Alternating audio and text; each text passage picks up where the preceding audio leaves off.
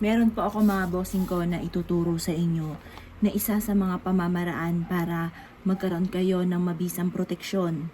Yung mga napapanood ko, ayaw daw magbayad ng utang, gagamitan na ng ganitong mga pamamaraan.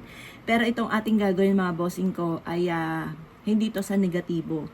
Ito po ay proteksyon para hindi kayo makulam, yung mga palipad hangin, sumpa, yung mga negatibo na maaaring maganap sa inyo ay meron kayong proteksyon, malayo kayo sa mga ganong sitwasyon.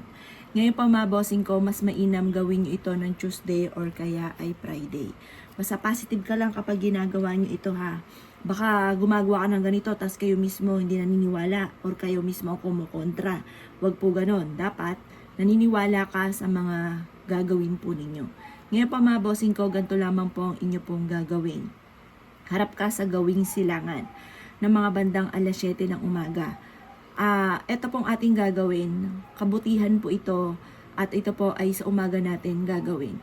Ang gumagawa ng negatibo sa kanluran ginagawa at sa hapon siya ginagawa. Ngayon pa mga bossing ko, gagawin natin to sa may silangan ng mga bandang alas 7 ng umaga. Kumuha po kayo mga bossing ko nitong ating kandila. Ang gagamitin natin para mabilis na proteksyon, lalo na kung ikaw ay natalaban na ng sumpa, palipad hangin, 3 kandila na itim ang ating gagamitin. Para babalik din ito sa mga tao na nanalangin sa inyo ng masama, yung may mga masamang intention sa inyo, babalik din yan sa mga taong nanakit sa inyo. Ngayon po, pero hindi tayo mananalangin ng masama sa ating kapwa. Kumbaga, ang i-wish natin dito, kung ano man yung pagsubok mong pinagdadaanan, kagad nyo itong pagdaanan lang at hindi nyo ito tatambayan at layuan na kayo ng mga tao na hindi maganda intention sa inyo at sa mga tao na nananalangin sa inyo ng masama ay bumalik sa kanila kung ano man yung panalangin na masama sa inyo. Pero kung wala namang panalangin ng masama, okay lang po yan.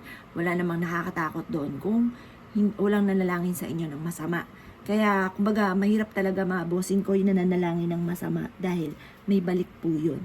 Kagaya ito ating gagawin. May balik po yan. Ngayon pa mga bossing ko, ang gagawin lang natin, isusulat natin dito ang ating tunay na pangalan. Magkakaroon tayo ng protection dito mga boss. Yan. Sabihin niyo po dito, hiling ko na kung sino man ang taong nananalangin sa akin ng masama or mabuti ay bumalik sa kanila. Yan. Pagkatapos, halimbawa may tao na may pagkakautang ka, pwede nyo rin i-wish dito na makabayad ka kaagad. Basta lahat ng hangarin ninyo at nais ninyo na maganap, i-wish nyo po dito. Pagkatapos yun mga bossing ko ng pag-wish, ang gagawin po ninyo, pag nakapag-wish na kayo ng lahat ng gusto ninyo, ipapatong nyo siyang ganyan. Ganyan. Ngayon, ito doon na natin para kita nyo yung lahat dito. Lahat dito ay ma-wish yan ha. Kasi baka akala nyo ito lang. Yan, ang bawa dito, makabayad agad ako ng mga utang ko at hindi na ako kahit kailan man mangungutang. Tapos number 3, sa mga taong may masamang intention sa akin at sa aking pamilya ay layuan na nila ako. Ganyan mga bossing ko ha. Pagtapos na po kayo mag-wish po dito, ang gagawin nyo lamang, sisindihan nyo siya una dito. Sindihan nyo po to.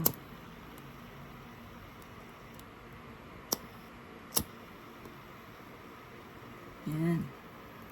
Tapos, hindi nyo rin to. Sa pamamagitan ng aking gagawin ito, ay matutupad lahat ang aking mga pinapangarap. Yan. Ngayon pa mga bossing, kapag nasindihan nyo na siyang ganyan, patat sulok dapat, hayaan nyo siya na maubos. Dapat mauubos ang kandila. Iyan ay matutunaw dito mga bossing ko sa ating papel, matutunaw po siya. Kapag natunaw na siya mga bossing ko, ay ang gagawin nyo, ilagay nyo ito or iipit nyo po ito sa may altar po ninyo. Proven po ito mga bossing ko, magbibigay ito sa inyo ng mabisang proteksyon at iaadya ka nito kung saan lagi ikaw ay suswertin. Yan, nagme-melt na po siya. Ayan siyang mag-melt hanggang sa maubos, kailangan maubos. Yan po mga bossing ko ay gagawin po niya na magpapatupad dyan sa lahat ng mga pangarap ninyo. Ito ay gagawin natin bilang proteksyon, katuparan sa lahat ng mga pangarap, malayo kayo sa anumang kapahamakan, makabayad sa lahat ng mga pagkakautang, at sa mga tao na nananalangin na masama sa inyo ay bumalik sa kanila ang lahat ng mga panalangin nila na hindi maganda. Pwedeng habang ito ay nagsisindi, nakatingin ka sa gawing silangan, sa umaga ng mga bandang alas 7, at paulit-ulit ka nagwi-wish na magkakatotoo na lahat ang aking mga kahilingan at kailanman na hindi na ako mamumblema tungkol sa usapin ng pera. Lalayuan ako ng mga tao na hindi maganda ang intensyon sa akin. Makakamit ko ang lahat ng aking mga pinapangarap. Yan mga bossing. Pwede kang magdasal ng isang Ama Namin at isang Aba Ginoong Maria. Halimbawa po ay ganito. Mag-andanda po kayo sa kanan ng Ama, Anak ng Diyos, Espiritu Santo. Amen. Ama namin, sumasalangit ka at sambahin ang ngalan mo. Mapasamin ang kaharian mo at sundin ang loob mo dito sa lupa para sa langit. Bigyan niyo po kami ng aming kakanin sa araw-araw at patawarin niyo po kami sa aming mga sala para lang papatawad namin sa nagkakasala sa amin. At huwag niyo po kami pahintol sa tuksot at dyan niyo po kami sa lahat ng masama. Amen. Ayun po mga bossing. Mag-wish na kayo ng lahat ng nais ninyo na mga sinulat dito. At pagkatapos nyo pong mag-wish, hayaan nyo lang na maubos yung ating kandila.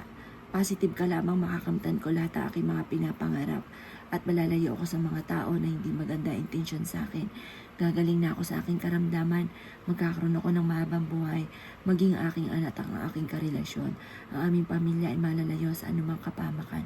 Ganun po ang inyo pong gagawin. Paulit-ulitin nyo po yung pag-wish mga bossing ko. Hanggang sa ito ay maubos. Pero kung tapos na kayo sa pag-wish, tigilan nyo na at hayaan nyo tang ibilad nyo sa liwanag na sinag ng araw.